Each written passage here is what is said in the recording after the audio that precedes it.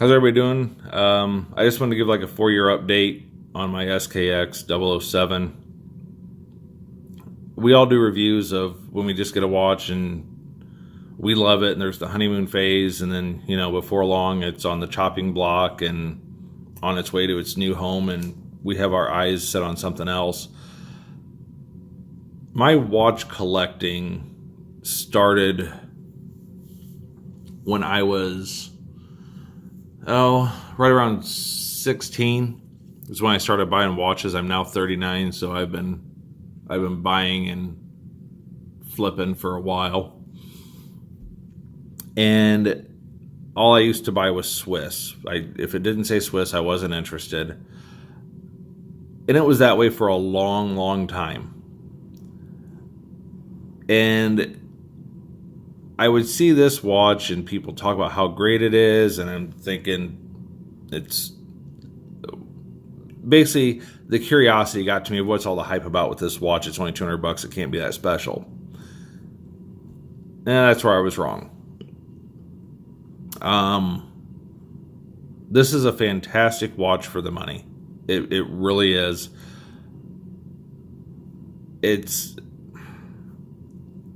a great everyday watch. I'm sure there's people that disagree with it. There's people that don't like this watch. I know, but it is what it is. There's people that don't like Glock pistols, but they're probably one of the best pistols on the market, regardless. But anyway, the things I don't like about the watch, I kind of wish it had hacking and hand winding. That's not a dislike so much that as far as it's a deal breaker, it's just something that I wish it had. And the alignment issues, this one's, let's see if I can get it close. The alignment on this one's actually pretty good. You can see at the 9 and the 3, they're off a little bit. You can see it a lot more down here at the 6. And it used to bother me, and it's just something I got used to. Now, in my opinion, that's not something we should have to get used to, because Seiko's been banging out this body for I don't know how long, and the 007 specifically in this form since 1996. So to me, there shouldn't be any alignment issues, and if there are alignment issues, they should be very far and few between. With that said, those of us that buy Seiko watches know that that's always a possibility.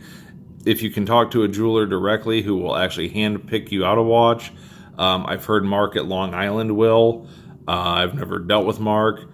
I actually just bought a new turtle. That'll be here next week. I'll do a review on that. This will be my third turtle. I buy a turtle, I like it for a little bit, I get rid of it, and then I miss it, so I figured I might as well just buy one to keep. That aside, I contacted Mimo of Mimo's Jewelry, and I just, said, hey, I'd like to purchase the specific turtle I'm buying. Could you just, take a look at it and find the one that has the best alignment? Not only did he do that, he sent me a picture of the watch and basically let me decide if I wanted it or not. And I thought that was really cool. But that's a Seiko issue. But like I said, if you find a good dealer, they'll look for you if you ask them to. The things I like about the watch far outweigh the dislikes. I like the size of it. 46 lug to lug to me is a great size for the watch. It wears comfortably. When it's on here, it's a little thicker, but the watch itself is not, I don't think it's overly thick for a diver. The Hardlex crystal, I don't have a problem with. I think the sapphire looks neat when people mod them, because you can do like a double dome AR. But this is a 4-year-old watch, and there's no scratches. There's no scratches or nicks on the Hardlex. Maybe I just got really lucky. I hear people say that theirs have scratches on the Hardlex. I don't know. I don't have an issue. I do have some scratching, on the high polished sides of the watch here and there. mostly from laying it down. The accuracy of this one's pretty good. This watch was probably a fluke. I've often said I'm waiting for Seiko to show up and say they want their prototype back, because the alignment's actually pretty good, and this one keeps time within 5 or 10 seconds a day. Plus or minus 5 is about what it runs. So part of me thinks this one had to be a mistake, but whatever. It's comfortable on the wrist because of the short lugs, and you can put basically any strap you want on a 007. I have multiple Zulu straps, and lately I've been beating this Havston into the ground, and that's a good strap. The single pass I like. But anyway, the one thing that when I bought the watch, like I said, I kind of skipped ahead. I'll go back. I only used to only collected Swiss watches. This was my first Japanese watch. This is my first Japanese automatic of any kind. And it really gave me an appreciation for what they can do for the money. Granted, when the tooling's old and whatever, you know, things can be cheaper, but I think this is a high value watch. You get a lot of watch for $200. In my opinion, if in-house movements, things like that are important to you, there's a ton of companies out there that can slap a unregulated 2824 in it, and people will pay $1,000 for it. And I can't understand that. I have a hard time with it. I have a hard time with an unregulated Seiko that's $1,000 personally. But the one thing that this really got me on, and I still have watches that have 3 o'clock crowns, but the 4 o'clock crown position, this just makes sense to me because I wear my watches loose. It doesn't dig into my wrist. Ergonomically, Seiko just has a better design than 95, I guess, % of people out there, in my opinion. Some people don't mind a 3 o'clock crown. I just really prefer the 4.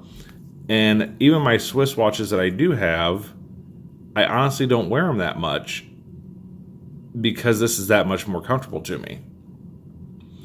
So, I mean, after 4 years of used and abused time, I don't baby it. It's been in Lake Michigan. It's been banged around working on cars, motorcycles, whatever, and I must have just got a really good one because this does not show a whole lot of wear on it. But anyway, that was just kind of I wanted to just give kind of a quick review of 4 years of ownership with this thing and what it's been like.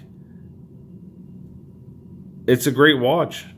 From what I understand now, they're going to be like limited production runs of these, kind of like they're doing with the Monsters. If that's true or not, I don't know. We'll see what happens. But I mean, for a couple $100, especially if you're a parent, I actually bought my son one of these. He has a 007. He's 13 now. I bought it for him when he was like 10 because I was curious what the watch would look like getting beat on by a kid. And his looks pretty good. His hard Lux doesn't have any problems either.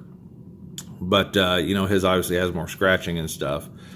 But I got him into the watch hobby early just because seeing, like, traditional mechanical watches is something I'd like to see continue. And, you know, hopefully future generations will carry that on instead of smacking a smartwatch on their wrist.